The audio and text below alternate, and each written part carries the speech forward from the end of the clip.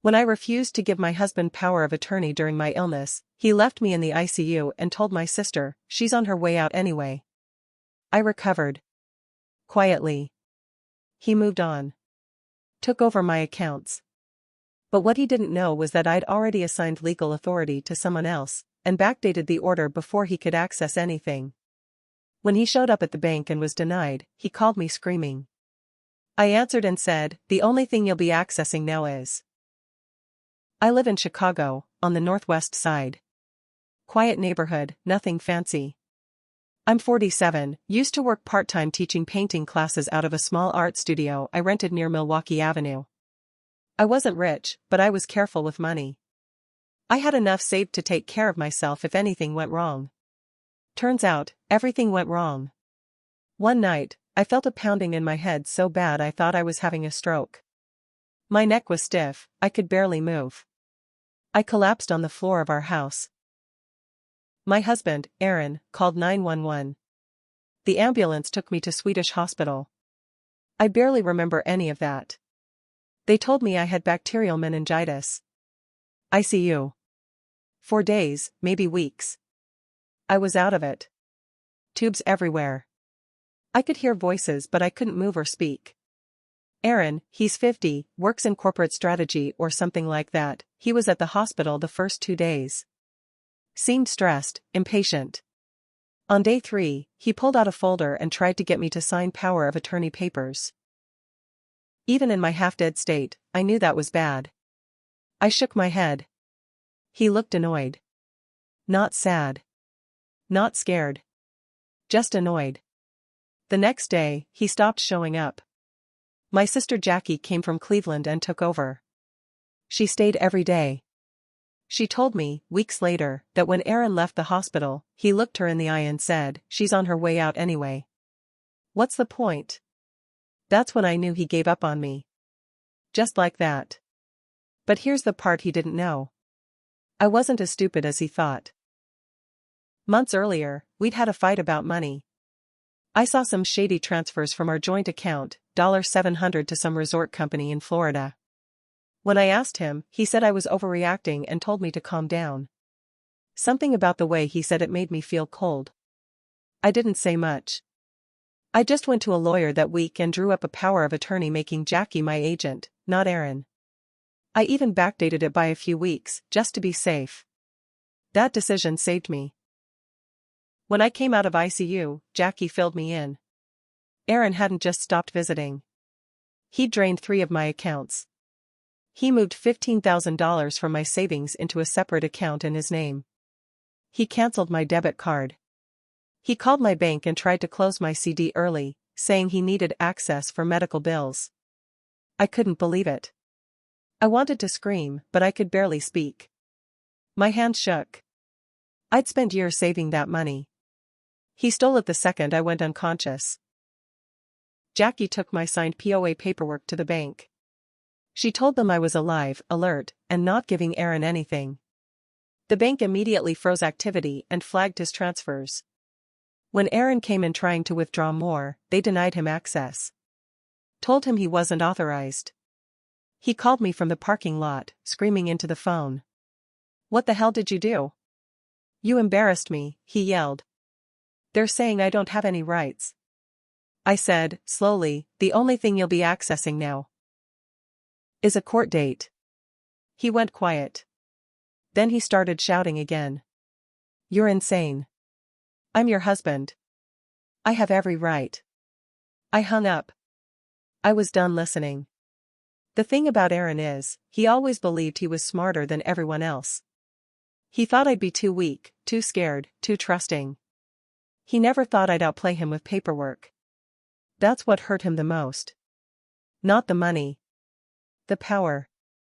That week, we secured all my accounts. I put the house into a revocable trust. Jackie worked with my lawyer to make sure Aaron couldn't touch a thing. We contacted a forensic accountant. We pulled every transaction he made. We found $3,800 to a jewelry store in Oak Brook. $9,200 to some sketchy travel service. And nearly $5,000 in PayPal cash outs, straight to an account that didn't have my name on it. I didn't confront him. I didn't need to. I just filed for divorce.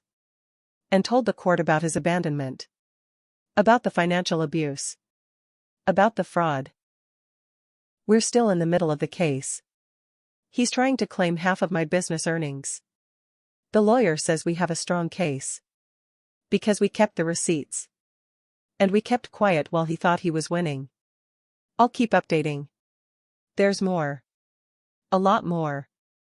But the point is, never assume someone dying is the end of the story. Sometimes, it's the start of your worst nightmare. Aaron thought I'd be buried. But he's the one losing everything. After I filed for divorce, things got worse. For him. But also, for me. Aaron didn't take it well. He hired a lawyer, some high-priced guy from downtown Chicago. They sent me a stack of papers trying to argue that since we were married, and he handled the bills, he was entitled to half of everything, even my studio, even my art equipment.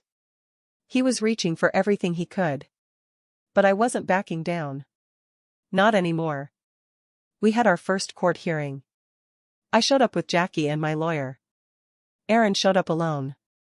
His lawyer was late. When the judge asked him where his attorney was, he said, "He's on his way." He wasn't. He never came. Aaron looked off. Pale. Angry. Like he wasn't sleeping. I didn't say a word to him in that courtroom. I kept my eyes forward. When it was my turn to speak, I told the judge I'd been left for dead. That my accounts were emptied. That he told my sister I was on my way out. The judge didn't interrupt once. Just nodded and took notes. Then came the second blow to Aaron. My lawyer pulled out evidence, printouts of every transfer, every withdrawal, and every payment made to outside accounts while I was in ICU. We included the jewelry, the trips, even the payments to a storage unit in his name. That's where it got weird. Jackie and I looked into that storage unit. We found it in the suburbs, about 25 minutes outside the city. The lease had his name. We went there, just the two of us, and paid for access. Inside, we found boxes of stuff. Expensive stuff. Women's shoes, purses, perfume, none of it mine. There were receipts with someone else's name on them. A woman named Marisol. That's when it clicked. Aaron didn't just give up on me when I was sick. He already had someone else lined up. The Cancun membership? That wasn't for us. It was for her. I took photos of everything. Sent them to my lawyer. We looked her up. Marisol worked in sales, lived in Naperville. No clue I existed, probably. I didn't contact her. Didn't need to. But I added her to the list of witnesses, in case this went to trial. Aaron tried damage control fast. Called Jackie. Told her I was being crazy. That he never cheated. That Marisol was just a friend. Jackie laughed in his face. Then he started showing up. At my doctor's office. At the pharmacy. Once, outside the art supply store I'd just reopened. He stood across the street, staring. Not talking. Just watching. I documented everything. Jackie took photos. My lawyer filed for a protective order. The judge granted it. And still, Aaron pushed. He filed a motion saying I was mentally unstable and should be evaluated. He tried to flip the script. Said my illness made me unfit to handle finances, and that he was acting in my best interest. That's when my lawyer unleashed hell. We had doctors. Nurses. Written records. My attending physician from ICU wrote a statement saying I was alert, capable, and clearly refused to sign over power. The hospital chaplain even confirmed I shook my head when asked. Aaron sat in court, lips tight, hands clenched. Watching his lies unravel. Watching every backup plan fall apart. I thought I knew the worst of it. I was wrong. About a month after our second court appearance, I got a call from a woman named Carla. She said she used to work with Aaron at his consulting firm. Said she found my name on court records and wanted to talk. I was cautious. Told her I couldn't speak much about the case. But she just said, please. You need to know what he's been doing. We met at a diner on the north side. Jackie came with me. Carla looked tired, like someone who'd been holding something in for too long. She didn't waste time. She said Aaron had been bragging about a fresh start 4 months. Told people in the office that his wife was sick and fading and he was going to walk away clean. She also said he started funneling money out of the firm's accounts, setting up a side business using his position. She didn't know all the details, but she gave me a name, Brent Hollis. Another consultant who Aaron brought in as a partner in his new project. That same night, I gave the info to my lawyer. We subpoenaed bank records under Aaron's name. Turns out, he'd created an LLC in Indiana, a fake strategic advisory business, and used it to move $28,000 from our joint money into that account. That wasn't a side hustle. That was theft. It was wire fraud. And once we confirmed it, the lawyer reached out to the state attorney. But what hit me hardest was this: he wasn't planning to leave me because I was sick. He counted on me dying. He told everyone I was basically already gone. That's how he justified what he did. He made his moves assuming I'd never wake up. That's when I knew I couldn't just fight him in court. I had to make sure everyone knew who he really was. We sent the evidence to his employer. Bank records. Photos from the storage unit. Court transcripts. Everything. Carla even gave a statement. 2 weeks later, Aaron was fired. Then came the letters. One from his company's legal team, warning about a pending investigation. One from a private investigator his firm hired, asking for a formal statement from me. Another from his new business partner, Brent, threatening to sue him for misrepresentation. Aaron's life was unraveling. He started sending letters. Long, dramatic ones. Full of fake apologies. I made mistakes. I didn't know how to handle watching you get sick. Please, let's fix this. He wanted me to drop the divorce. Said we could move past it. I didn't respond. Not once. But there's one thing I haven't mentioned yet. Right before I got sick, I made a second power of attorney, not just for Jackie. I'd added a clause, through my lawyer, that gave her full financial control even if I was alive but incapacitated. And I authorized her to set up a separate revocable trust in my name. She did. Which means the money Aaron thought he'd taken. It wasn't mine anymore. It belonged to the trust. Legally out of reach. And that Cancun resort he used my money on? The payment was flagged. Fraud claim processed. They canceled his membership. I didn't yell. I didn't beg. I just let the paper trail do the damage. But there was one last twist coming. One that even I didn't see. Aaron's name showed up in a second storage unit. This one in Cicero. I wouldn't have known, but his credit alert popped during a subpoena. We checked it. And what we found in there? Let's just say Aaron's story was way darker than cheating or stealing. The second storage unit in Cicero wasn't listed under Aaron's main address. But his name and social security number were on the lease, flagged in the background check our lawyer requested through the subpoena. It was hidden, paid in cash for months. But the record was there. I wanted to ignore it. Thought maybe it was just more bags, more receipts, another trail of his cheating. But something told me to check. Jackie and I drove out there. Cold morning. I remember my hands shaking while holding the key the storage company mailed over. Unit 217. We unlocked it. Inside were filing boxes. Labeled. Neat. The first one we opened made my stomach twist. Medical bills. Dozens of them. None of them mine. Prescriptions. Lab tests. Blood work. Some dating back a year before I got sick. All under the name Marisol Rivera. The woman we thought was just a fling? She was more than that. Digging deeper, we found insurance papers, some filled with my name and information, but clearly tied to her care. Somehow, Aaron had used my insurance to pay for her medical needs. Fraud. Plain and simple. Then we found the worst box. Printed emails. Dozens. Hundreds. He printed out email exchanges between him and Marisol. They talked about waiting it out. About me being almost done.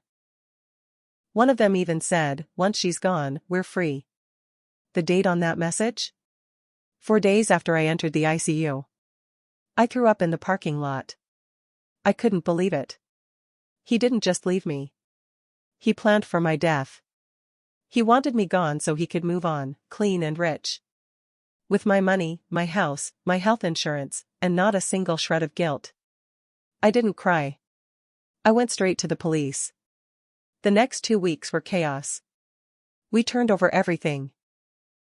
Emails, the medical records, copies of the storage lease, the fraudulent insurance claims. They opened a formal investigation. A month later, Aaron was arrested. Charged with multiple counts of insurance fraud, financial abuse, and identity theft. And because some of those claims crossed state lines? The FBI got involved. That's when karma hit full speed.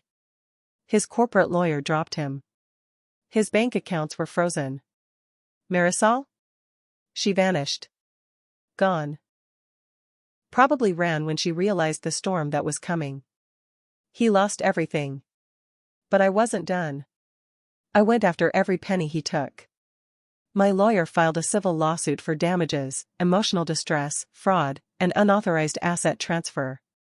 The judge ruled in my favor. Aaron was ordered to pay back every cent, with interest. Over $100,000 when it was all tallied. He didn't have it. So the court put a lien on everything he owned. His car. His new condo. Even his retirement account. He had to sell it all. And me?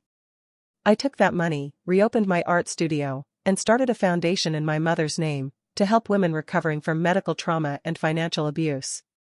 People in the neighborhood came back. Clients returned. Some even read about my case in the Tribune when it made local news. Aaron tried to contact me from jail. Letters. Calls. I sent every one back unopened. The last I heard, he was serving time in federal prison. 4 years, no parole. He'll be out, but when he is, he'll have nothing. As for me? I have my name back. My freedom. My dignity. And the quiet satisfaction of knowing that every time Aaron closes his eyes in that cell, he sees the woman he thought would die, standing taller than ever. I didn't just survive. I won. And he'll never forget it.